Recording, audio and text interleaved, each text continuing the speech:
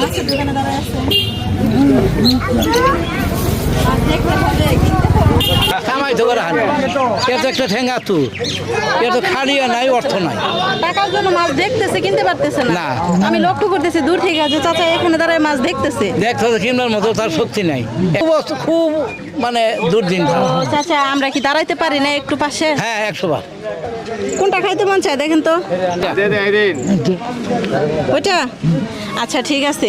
এখন আপনি মাছ দেখতেছেন, কিনতে পারতেছেন না, দেখে বাসায় চলে যাবেন। খাইতে ইচ্ছা করতেছে কিন্তু নিতে পারতেছেন না। তো দেখেন দর্শক, যে মাছগুলা দেখতেছে, রমজান মাস, আজকে সেহরি খাবেন কি দিয়ে? বাসায় কোনো কিছু আছে? আছে পাতা দিয়া, পাতা পাতা দিয়া খাই। শাক পাত মাছ দেখা চলে যাইতেছেন। আচ্ছা মূলত কথা হচ্ছে কি, আমি আপনাকে মাছ কিনে দিব কিন্তু পরিশ্রম করে নিতে হবে। পারবেন?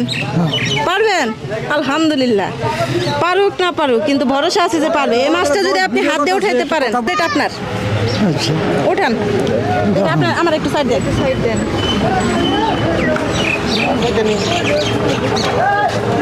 হেল্প করবেন না কেউ? দেখি হাত দিয়ে যদি উঠাইতে পারে এই মাছ চাচার। আলহামদুলিল্লাহ পেয়ে গেছি চাচা। তো দেখেন তো, এটা ওজন দেন কত আসছে দেখেন। আমি এই জায়গায় অনেকক্ষণ যাব দেখতেছি যে চাচা মাছের দোকানের সামনে দাঁড়ায় আছে কিন্তু মাছ নিতে পারতেছে না। স্বাদ আছে, সাধ্য নেই। খাইতে ইচ্ছা করতেছে কিন্তু নিতে পারতেছে না। দুঃখের বিষয়। আর এটা দেখে আমি চাচার কাছে চলে আসলাম। আর আসার পর দেখতেছি, চাচা আপনার পায়ে কি হয়েছিল? ভাঙ চালি এই যেন কুঠির আড্ডি যে এটা ভাঙ্গা গুড় হয়েছে। দাম 470 টাকা দিব।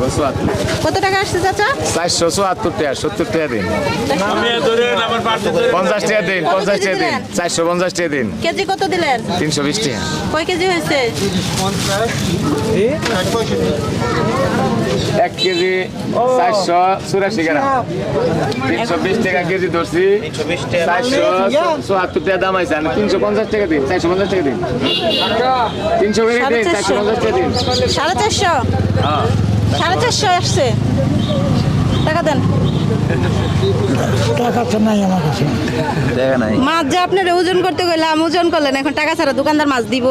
দিব না, নিব না আমি। টাকা তো দিবেনই না, তাই না? সমস্যা নাই, আপনার মেয়ে আছে তো আপনার পাশে, তাই না? তাহলে চিন্তার কি আছে? টাকাটা দেন। আচ্ছা আপনি কি ভাবছিলেন এভাবে যে মাছের দোকানে দাঁড়ায় থাকবেন, শুধু দেখবেন, হঠাৎ করে কেউ আপনাকে মাছ দিব, এটা ভাবছিলেন? না, আমি খুশি আছি। আপনাকে খুব দীর্ঘদিন বাঁচাই রাখুক। চাচা বাসায় চলে যান তাহলে। কিন্তু এরকম অসহায় বাবার পাশে একটু সময় আপনাদের কেমন লেগেছে অবশ্যই কমেন্টে জানাবেন। আল্লাহ হাফেজ।